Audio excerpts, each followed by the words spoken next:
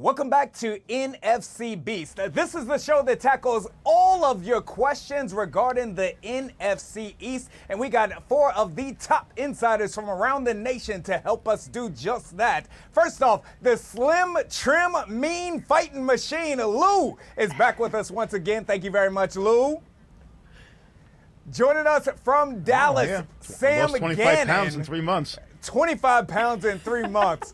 Sam Gannon from Dallas is here. Sam, we're going to have so many questions for you. Thank you very much for joining us. Absolutely. It was kind of boring week, guys. I don't know how it's been for you guys over there. A little boring over here. A little boring. We'll get back to you in just a moment. And, of course, our defending champion back with us here today after taking a week off, Breland Moore. Go Birds, Breland Moore. Absolutely. Sorry, guys, I missed the first week. My sister got married, family things. But more importantly, I'm here and I'm ready to talk some football. We are ready to talk some football. And out of all of the storylines that are going down in the NFC East, of course, we know that we got to start in Big D. Is there trouble in Big D? We know that the Micah Parsons trade went down last week over a summer filled with debacles. Sam Gannon, I'm taking you back to that monumental moment in time. What was the feeling on the ground when news first broke that Micah Parsons was indeed traded? So funny story, guys. I was actually overseas on vacation. So I was in Spain, and when the news broke, it was about 11 p.m. out there. And immediately I had like 10 text messages from family, friends. And at first when I saw the tweet, I thought it was fake. Similarly to when Luka was traded, it was kind of the same type of feeling in terms of that. But no, I honestly was in complete shock, guys. I thought for sure by the time I got back from vacation that both sides would have, hammered out a deal because Jerry, as we know historically, he has not traded star players, let alone a generational talent, to which many people feel that Micah is. So fans, obviously the knee-jerk reaction, they were absolutely livid and immediately started to cite the whole Luka trade, which happened about 7 months prior.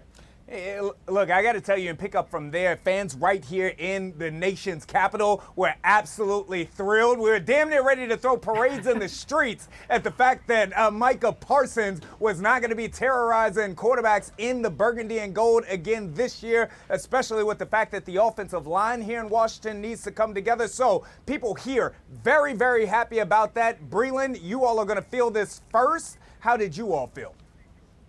Listen. My very first thought was I need Jerry Jones to live forever because only he would make a move like this. This was such a bonehead move, but also it's really indicative of the culture or lack thereof in Dallas, right? When you have a player who is on social media saying, guys, I want to be here. I'm trying to get this deal done. And just the back and forth of the entire debacle, that screams to me, they have a culture problem, and it very much starts at the top. And you cannot be great when you have that drama and, division going on within the franchise. This is a problem that is going to continue forever as long as Jerry Jones is alive and well. And like I said, I need him to find the Harry Potter Sorcerer's Stone or whatever it is, so he can just be here for the rest of my life as well. Well, right here in Washington, D.C., we know a ton about meddling owners who oftentimes get it wrong. That is the whole Snyder era that lasted here some 20 years. Lou, you all know a lot about dysfunctional franchises, at least in the last 10 years or so. How did it strike New York? Oh, yes. We have 2 of them up here. Listen, I think he's playing great in New York because he terrorizes the Giants. He terrorizes the Giants. I said last week Jerry Jones is more interested in the headlines and the drama than Super Bowls, and the very next day he did exactly that. That's what he loves, and as you get older, it's an old man disease. As they get older, they get crazier, and he's getting crazier. Sam, look, one of the things that Jerry came out and said immediately was that the team, in his own belief, has the potential of being better this year, but will certainly be better in the long haul for pulling off this trade. When he first said it, I thought he was absolutely nuts. I was screaming at my TV, don't lie to me. I can see this on paper, but you get a starting caliber defensive tackle who has made Pro Bowls. You get 2 future first-round picks. You free up all of this cap space. Was he crazy for saying that Dallas could improve from this? I mean, Jerry says crazy things all the time during his press conferences. You guys might have heard that he referred to Micah as Michael a few times. Listen, I think after the dust has settled just a little bit, I think what you're seeing is more people coming out on social media saying, listen, you know, maybe this trade won't be as detrimental to Dallas as a lot of us think. Even with Micah, guys, this year, this was not a Super Bowl caliber team. Do you make a trade like this? No, I absolutely don't think you do. You do not trade away arguably your best player on this roster.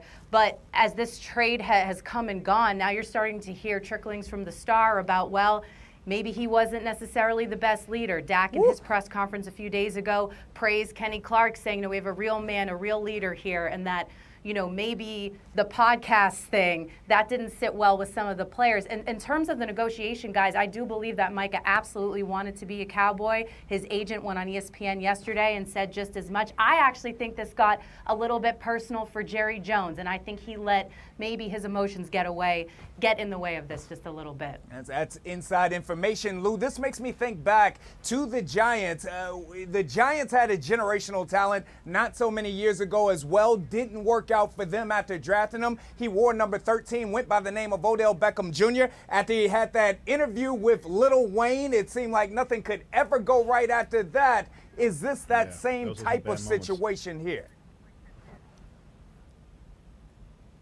Well, listen, where have the Giants finished since Odell's been gone? How many playoff appearances have they made? How many winning seasons have they had? And I'm not an Odell guy because Odell was a problem up here. He was definitely a problem, but the players did like him. And when you start training away stars, it catches up to you. All right. How does this, you look at a Micah Parsons in this situation, Lou, how does this impact the Giants now that he's gone?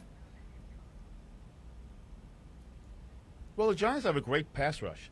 And now, for the first time, maybe their quarterback will stand up. Because Russell Wilson would be no different than Daniel Jones. They have a very weak offensive line, especially if Andrew Thomas is not healthy. So if you're Russell Wilson, you're thrilled that he's gone.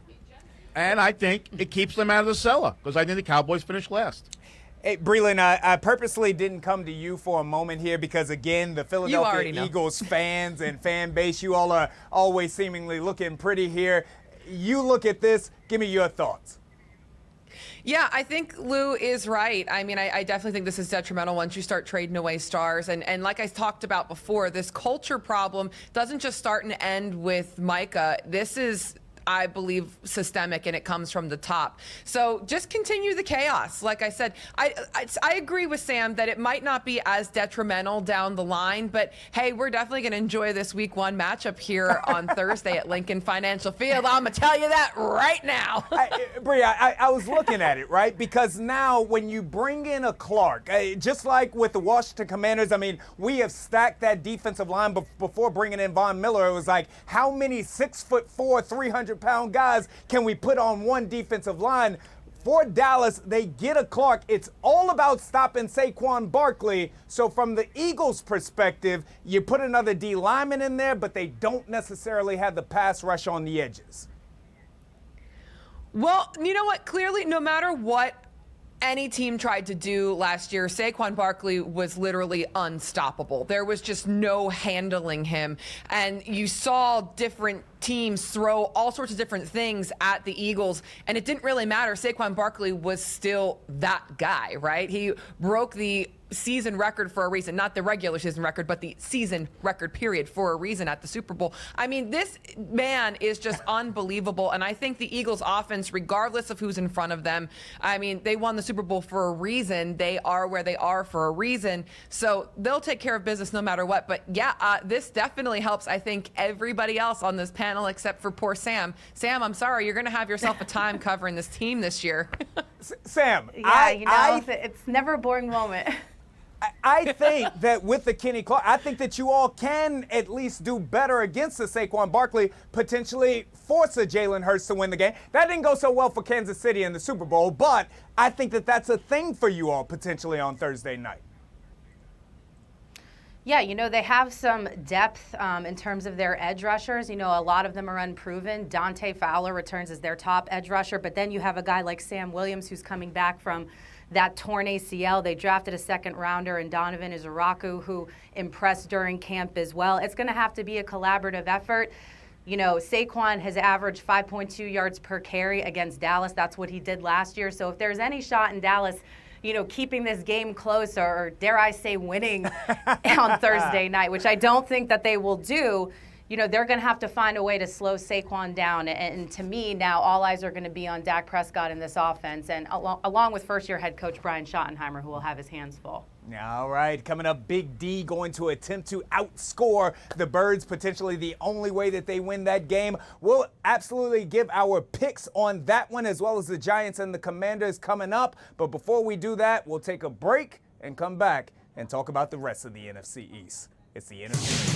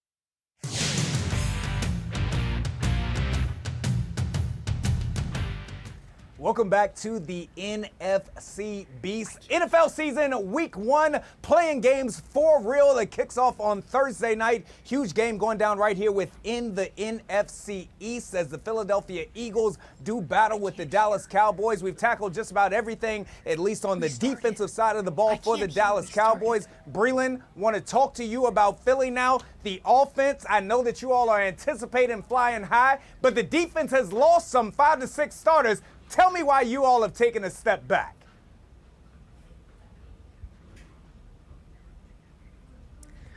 Well, if you guys are talking to me, I can't hear because someone just messed up my IFB, but I think that you're talking about the Eagles defense right now as I'm listening to some random commercial in my ear. So I'm just going to answer that question, Chad, because I think that that's what you're asking me.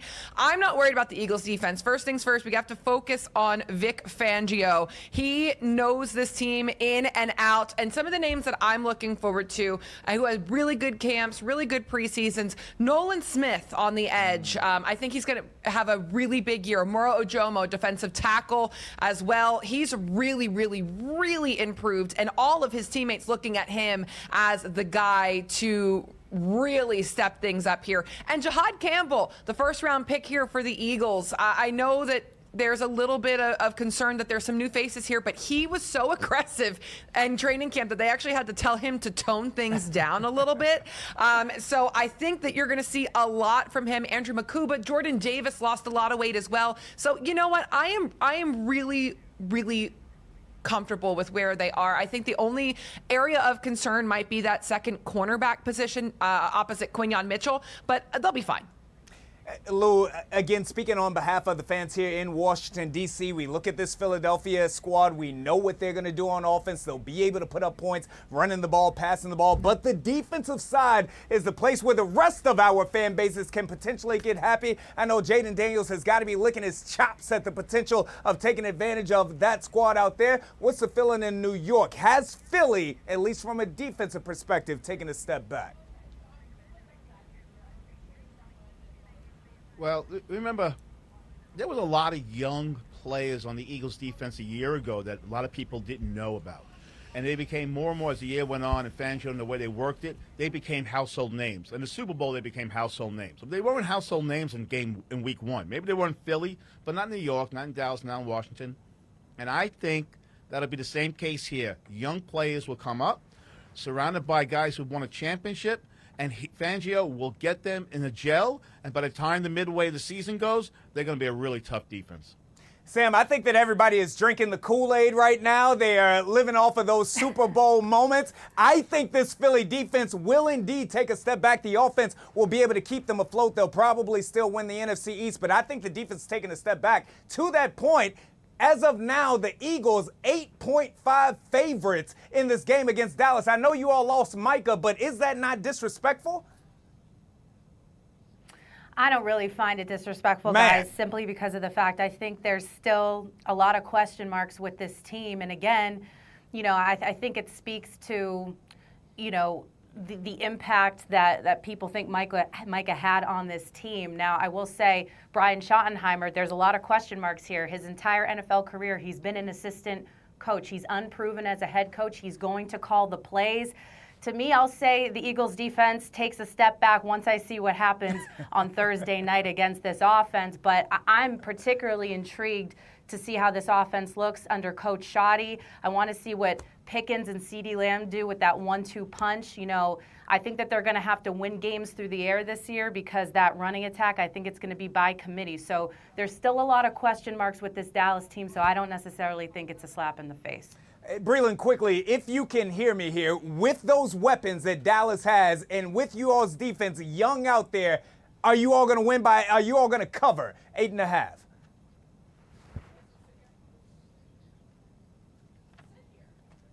I'm not listening to some random commercial. I don't know. This is live TV. Anything happens, right? Anything happens. Anything happens. We'll go ahead and move on. And I want to talk to you, Lou, about your New York Giants. Of course, the storyline coming out of New York all summer long has been that quarterback position. Jackson Dart plays really well through the preseason. Reportedly, he's going to be QB2 here. Should Jackson Dart be that QB2 or should it be Jameis? Oh, no, Jackson Dart earned the QB2. We all know what Winston is. One pass to you, one pass to them, one pass to you, one pass to them. Dart shows a lot of potential, and he's going to get better. And as long as he sits behind Wilson, say 6 or 7 games, and if the Giants are like 2-7 or 2-8, whatever it might be, I would go to Dart. I know they're reluctant to do it. They have confidence in Russell Wilson.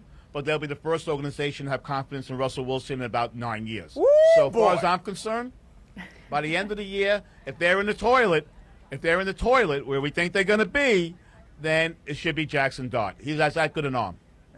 Look, Sam, I agree with a portion of what Lou says. I think that later on in the season, if the Giants are horrible, then it's Jackson Dart time there. But right now at the start of the season, you've got a whole team of some 50 plus on the active roster, another 12 or so on that on the practice squad there. If Russell Wilson goes down in week 1, I want Jameis Winston coming in with a chance to win this game, not Jackson Dart. Am I wrong?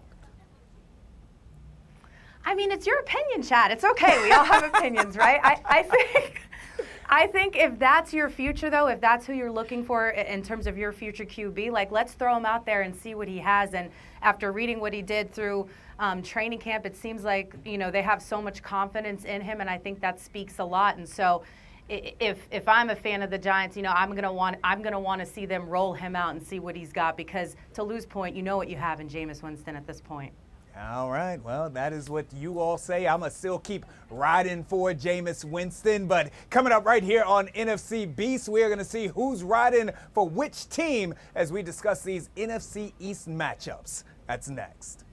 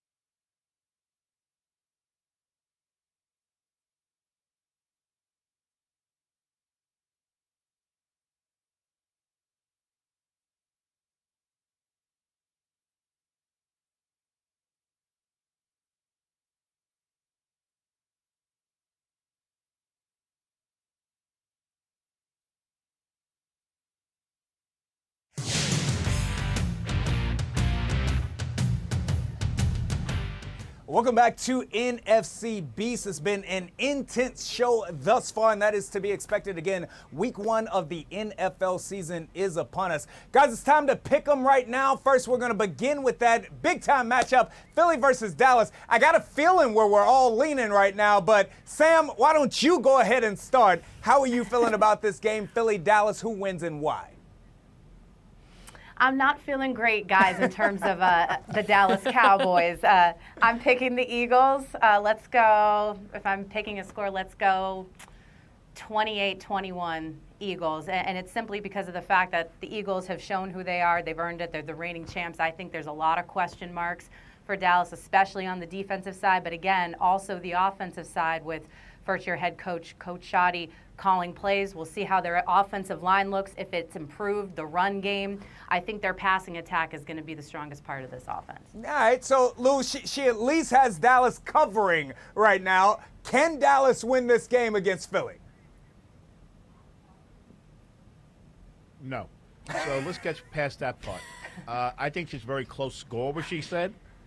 I'm going to say if they really want to run it up, because it's a big championship night there in Philly, 42-14. 42-14, Lou. All of the disrespect of the Dallas Cowboys. Breland, before you, because I know you're ready to flex and everything I'm very else. big on disrespect. Well, you are. You're big. That's why we love you, Lou. Breland, here's what's going to happen. You all are going to come out, again, an offseason in which you didn't have a ton of noise out there. The biggest debates that were going on were between Cam Newton and Gilly the Kid out there. Everybody's going to be feeling special. Dallas is going to come out. Dak Prescott going to put it on that Philadelphia Eagles secondary. They're going to score 21 points in the first quarter. They're going up big. But unfortunately, after that, Philly comes all the way back and wins this game 35-31. Okay, Chad, I do agree with you that there might be a little bit of a slow start because none of the starters have played in the preseason, but no, that's not even remotely happening. I was thinking like a 33-18 type of deal here, but we'll see how it goes, guys. I'm glad everybody is Team Philly today.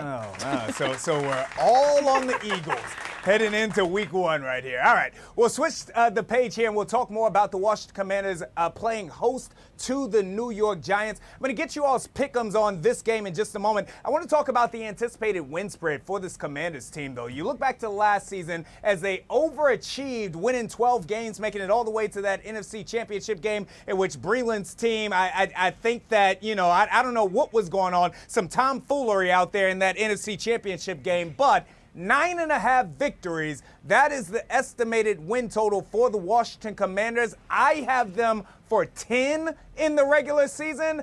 Sam, are you taking over or under 9.5 victories for the Washington Commanders? I think 9.5 is a fair assessment for them, too. I just think, like to your point, they surprised a lot of people last year, made some tweaks on offense, have more depth on that side of the ball as well. And I think Dan Quinn is such a player's coach, and him being the second year now, taking over the helm, I think he'll be more comfortable there. So I think I'd put them right around there. I think that's a fair assessment. Breland, I have it at 10, but it could go higher than that because the 2 times in which our 2 squads face off, the second and third to last weekends of the season, or third and whatever the math is on that. They played twice in the last 3 weeks of the season. Depending on where the records are at that point in time, if anyone is sitting out starters, that win total could go even higher.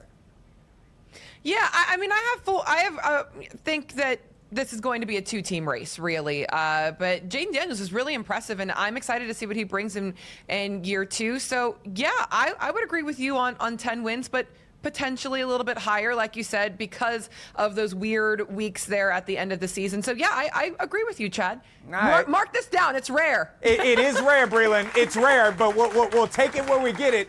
Lou, double-gunned question for you right now. Do you believe that the Commanders will win over 9.5 games? And who wins this week as your Giants come here to D.C.?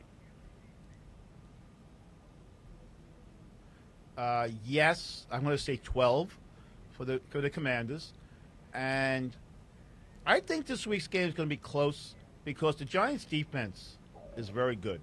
Their pass rush is as good. Now, their secondary is weak, and I think Daniels can take advantage of that. but that pass rush is legit pass rush. So I don't think they're going to blow them out. I don't. It's week 1. I do think the Commanders win, and I think in the end, 12 wins.